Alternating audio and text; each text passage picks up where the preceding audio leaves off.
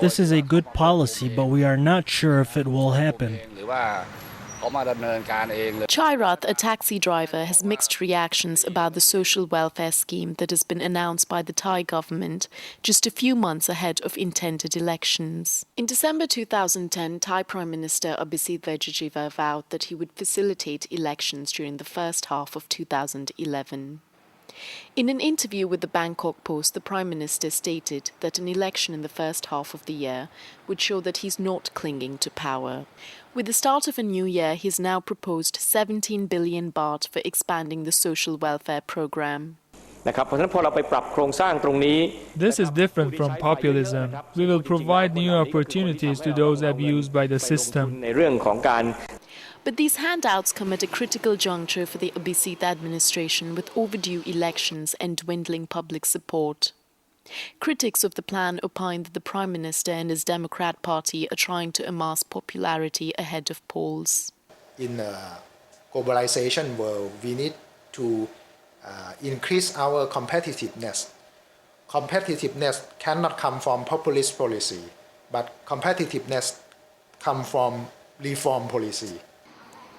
Academics and economists propose long-term reform mechanisms that will create economic equality across the provinces instead of increasing fiscal burden in the future. The priority is try to have a land reform, so the farmer can own their land. Their concerns are echoed by small-scale business owners working in the informal sector, such as 19-year-old fruit seller Pisit.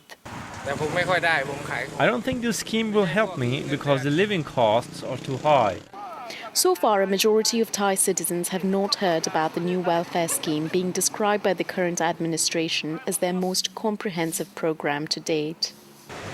The program allocates resources targeted towards 4 broad categories: children and youth development, social services for those in the informal business sector such as taxi drivers and street vendors, judicial reform process, and most importantly, ensuring economic equality and fairness across the nation.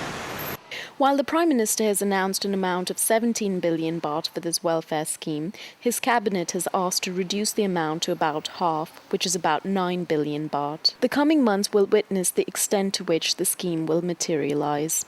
Preeti Nalu, Press TV, Bangkok.